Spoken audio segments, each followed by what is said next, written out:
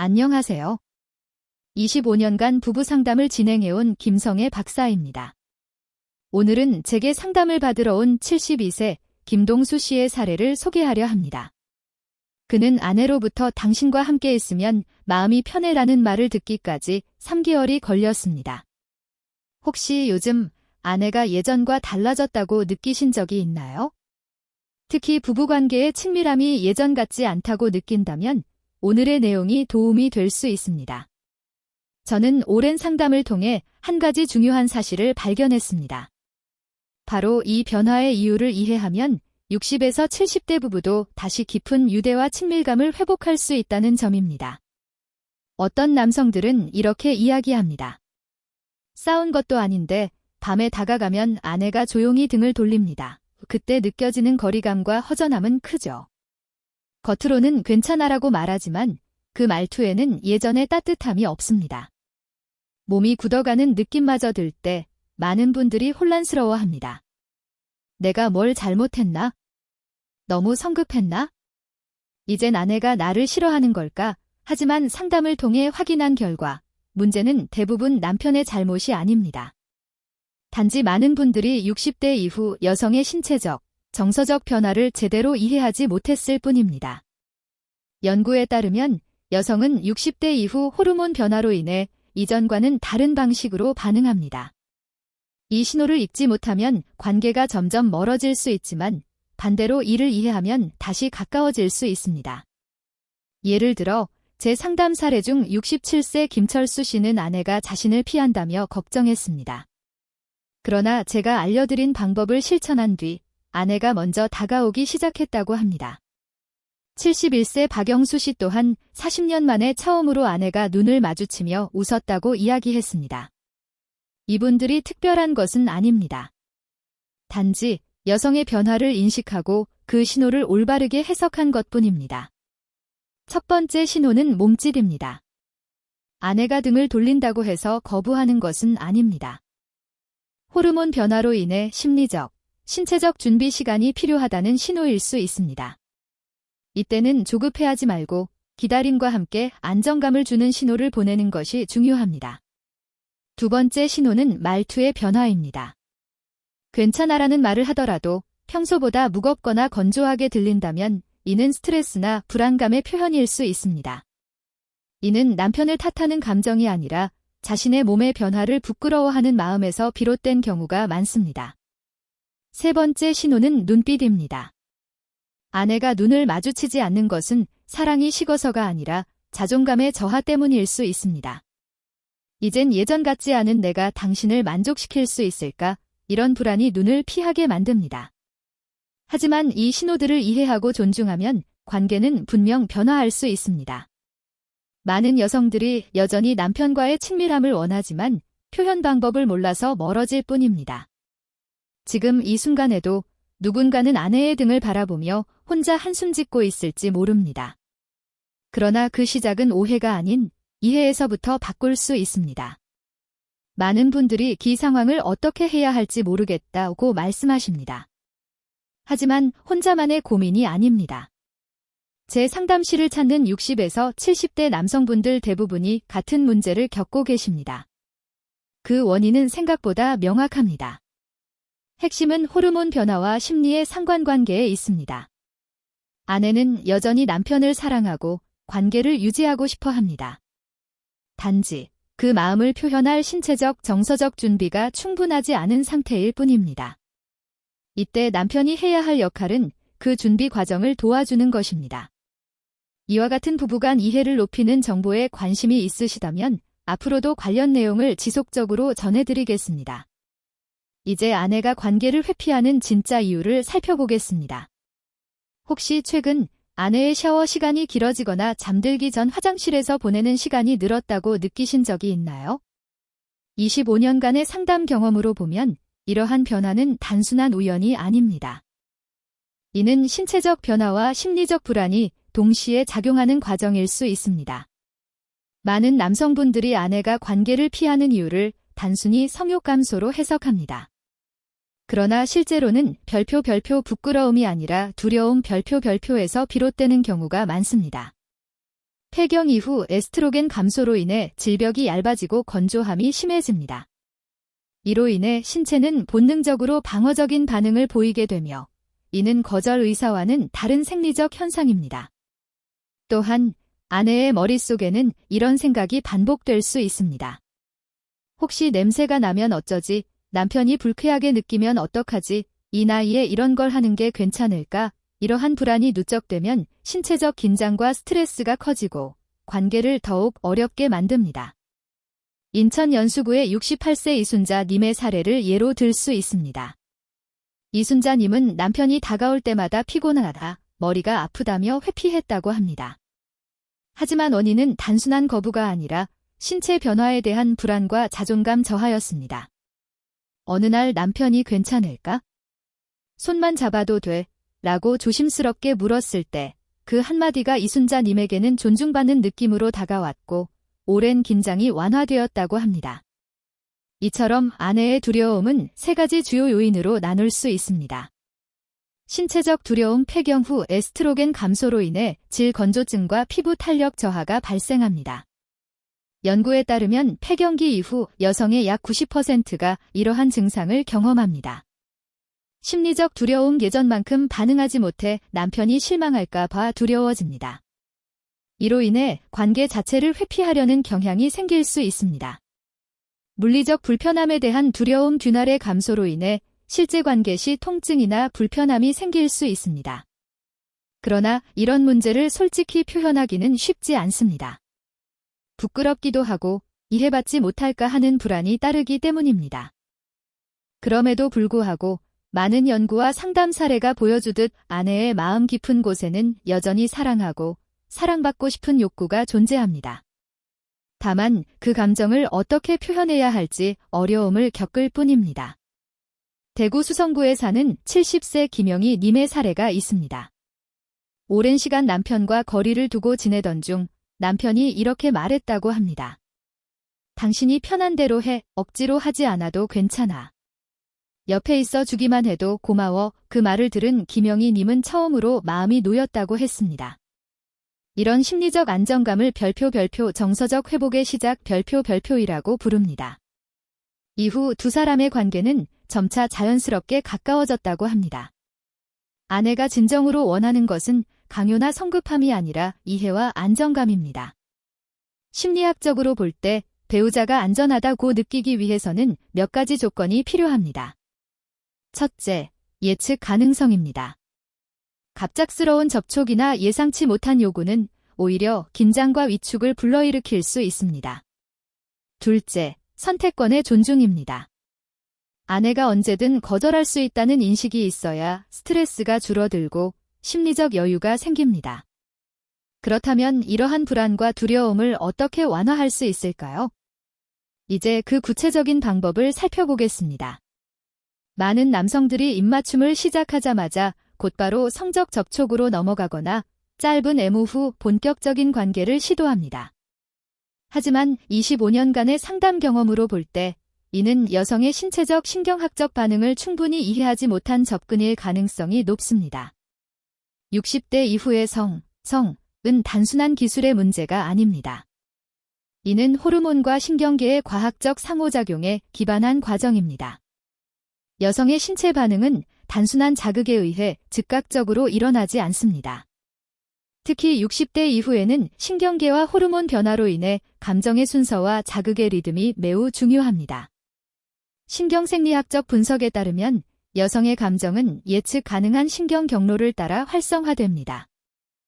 허벅지 안쪽, 복부 옆 부위, 그리고 심장 가까운 부위와 같은 영역의 부드러운 자극을 통해 옥시토신, 사랑 호르몬, 이 분비되기 시작합니다.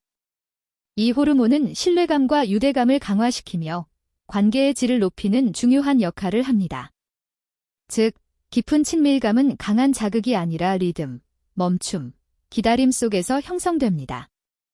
부산 기장군에 거주하는 69세 최민호 씨의 사례가 이를 보여줍니다. 그는 과거 아내를 기계처럼 반응하는 존재로 이해했다고 합니다. 그러나 이후 상담을 통해 아내는 복잡한 신경계와 감정을 가진 인간이며 감정이 먼저 움직여야 몸도 반응한다는 사실을 깨달았다고 말했습니다. 그는 접근 방식을 바꿨습니다. 먼저 30분간 아내의 손을 잡고 대화를 나누었습니다. 이 과정에서 옥시토신이 분비되어 정서적 안정이 형성됩니다. 그 다음에는 어깨를 부드럽게 주무르며 하루의 일상을 나눴습니다. 이는 부교감 신경을 활성화시켜 긴장을 완화하는 단계입니다. 그 후에야 조심스럽게 품에 안았고 그 결과 아내가 처음으로 스스로 안겨왔다고 합니다. 신경과학적으로 볼 때 여성의 신체는 단계적으로 활성화되는 신경 네트워크로 구성되어 있습니다. 각 단계를 순서대로 거쳐야만 긍정적인 반응이 나타납니다. 하지만 많은 남성들이 초기 단계를 생략하고 바로 마지막 단계로 가려 하기 때문에 오히려 교감신경이 과도하게 활성화되어 아내가 긴장하거나 위축되는 결과를 초래합니다. 그렇다면 적절한 접근 순서는 어떻게 될까요? 심리적 안정 단계, 신체적 접촉 이전에 마음의 긴장을 완화해야 합니다. 따뜻한 말 한마디, 하루에 대한 관심 표현이 세로토닌 분비를 촉진하며 신뢰의 기반을 만듭니다. 비위협적 접촉 단계, 손을 잡거나 어깨를 감싸는 등 부드럽고 위협적이지 않은 신체 접촉으로 시작해야 합니다. 이때 아내의 신체 반응을 세심히 관찰하고 근육이 긴장되면 멈추고 이완될 때 천천히 진행합니다. 이는 자율신경계의 반응을 읽는 과정입니다. 감정적 연결 단계, 눈을 맞추고 서로의 감정을 확인하며 감사나 사랑의 표현을 주고받습니다. 이 과정에서 도파민이 분비되어 감정적 결속이 강화됩니다. 깊은 교감 단계, 앞선 단계들을 거쳐 충분한 안정과 연결이 형성된 후에만 더 깊은 신체적 친밀함으로 나아갈 수 있습니다. 이때도 서두르지 말고 아내의 호르몬적 정서적 준비 상태를 계속 확인하는 것이 중요합니다. 광주 서구에 거주하는 73세 한상덕 씨 역시 이러한 과정을 통해 관계의 변화를 경험했다고 합니다. 처음에는 이해하기 어려웠습니다. 왜 이렇게 복잡한 과정을 거쳐야 하는지 의문이 들었죠. 하지만 며칠이 지나고 나서야 그 방법이 과학적 근거를 가지고 있다는 사실을 알게 되었습니다. 아내가 진정으로 원했던 것은 바로 이런 과학적이고 세심한 접근이었습니다. 그리고 결과는 분명했습니다. 아내가 스스로 반응하기 시작했습니다. 핵심은 아내의 생리학적 리듬에 맞추는 것입니다. 남편의 속도가 아니라 아내의 호르몬 주기에 맞추어야 합니다. 아내가 깊게 숨을 고르고 있다면 이는 부교감 신경이 활성화되는 중이라는 신호이므로 충분한 시간을 두고 기다려야 합니다. 반대로 긴장된 모습이라면 교감 신경이 안정될 때까지 한 걸음 물러서는 것이 좋습니다. 아내가 편안해 보인다면 이는 옥시토신이 충분히 분비된 상태이므로 그때 자연스럽게 접근할 수 있습니다. 이러한 접근은 상대의 신체적 정서적 반응에 맞춰 호흡하는 과정입니다. 그렇다면 실제로 이런 방법이 효과가 있을까요?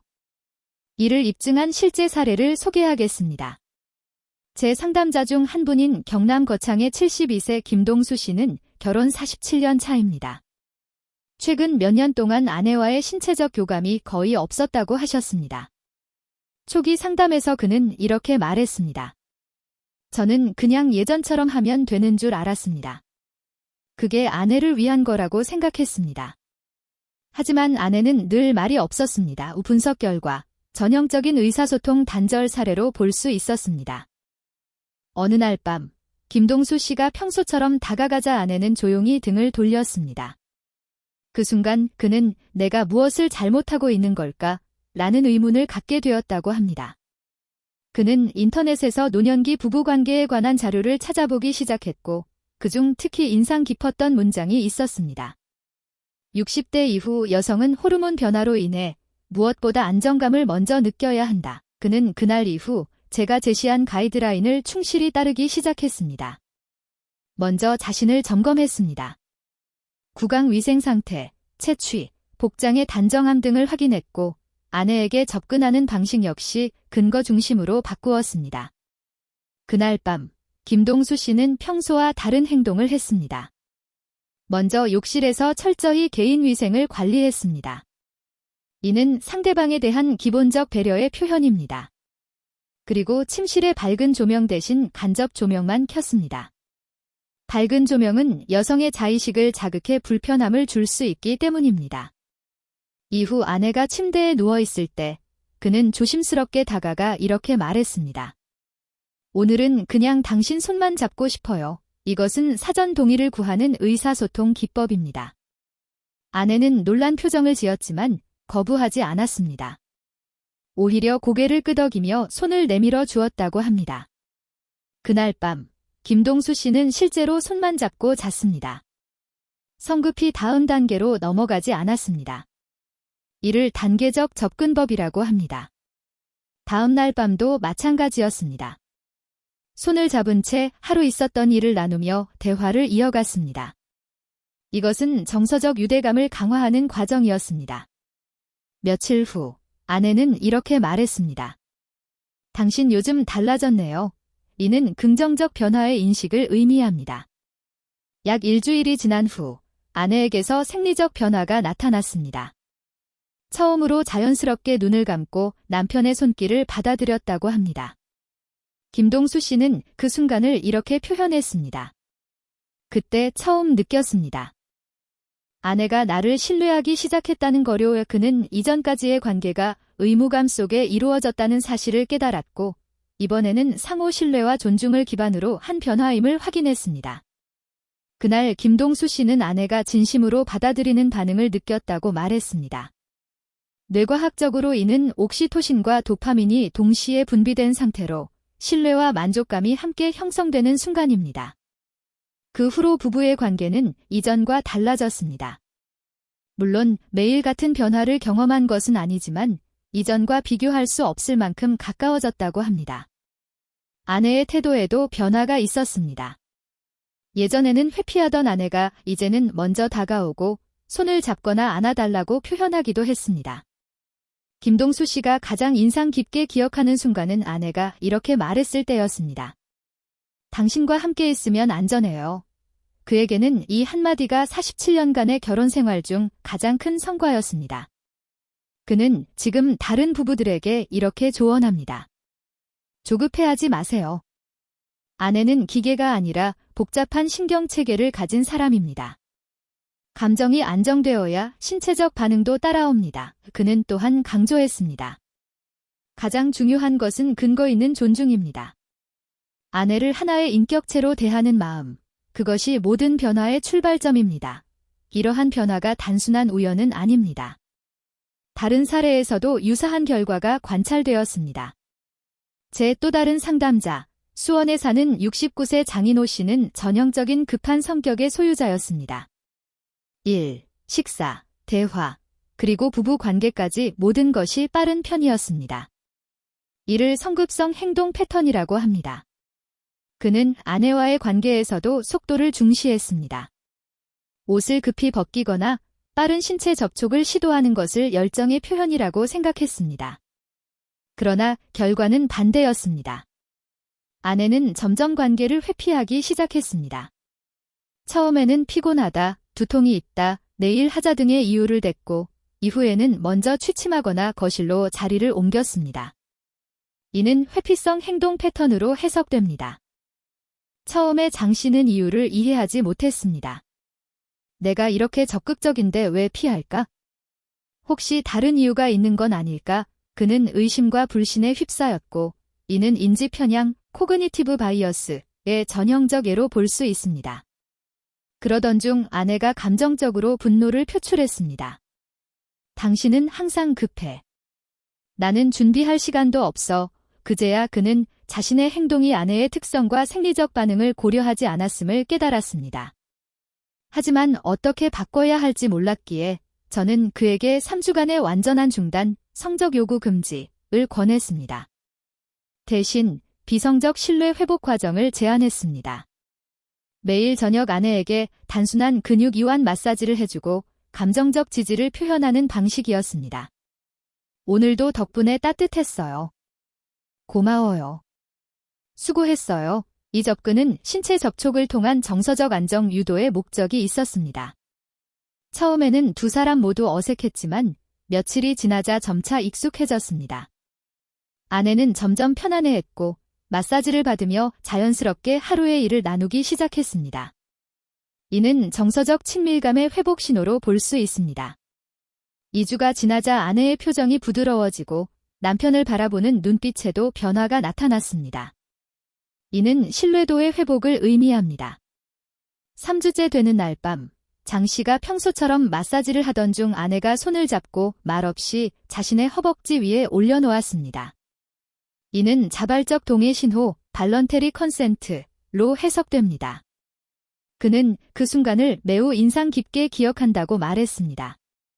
아내가 처음으로 자신의 의지로 관계를 주도적으로 받아들였기 때문입니다. 그러나 그는 여전히 신중함을 유지하며 모든 과정에서 상대의 반응과 속도를 존중했습니다. 이 사례는 감정적 안정과 신체적 교감 사이의 인과관계를 보여줍니다. 즉, 신뢰와 존중이 선행될 때 생리적 반응이 자연스럽게 따라온다는 점에서 이 접근은 단순한 관계 개선을 넘어 노년기 부부 친밀감 회복의 실질적 모델로 평가할 수 있습니다. 장인호 씨는 그날 성급하게 다음 단계로 넘어가지 않았습니다. 그저 아내의 반응을 관찰하며 천천히 부드럽게 스킨십을 이어갔습니다. 그는 그 경험을 통해 자네가 나를 다시 받아주었다고 표현했습니다.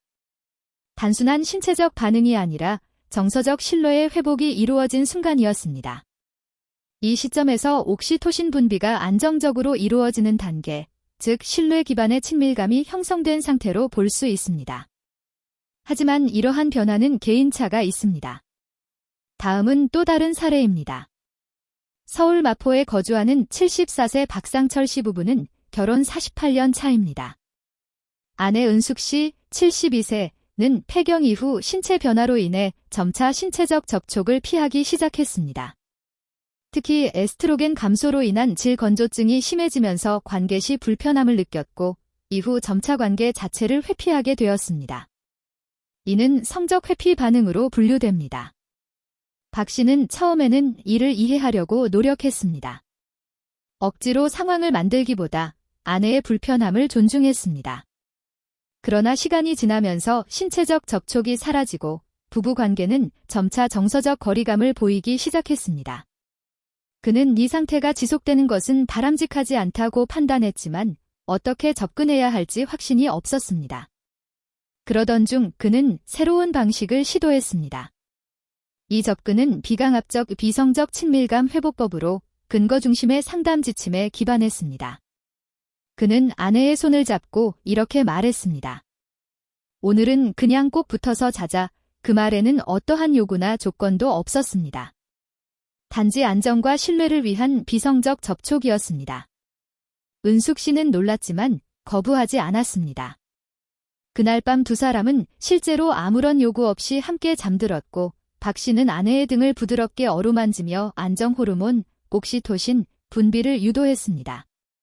그 결과 은숙 씨는 오랜만에 편안함과 안정감을 느꼈다고 합니다. 이후에도 같은 방식이 반복되었고 약 일주일이 지난 후 예측 가능한 변화가 나타났습니다. 은숙 씨가 먼저 안기며 말했습니다. 나, 아직 여자야. 심리학적으로 이는 자아 정체성의 회복으로 볼 수 있습니다. 그녀는 다시 자신을 여성으로서 인정받는 존재로 느꼈고 이는 남편이 존중과 배려를 기반으로 접근한 결과였습니다. 그날 밤 두 사람은 오랜만에 자연스럽게 정서적 신체적 친밀감을 회복했습니다. 이는 억지나 의무가 아닌 호르몬 균형과 신뢰 회복이 이루어진 관계적 반응으로 해석됩니다.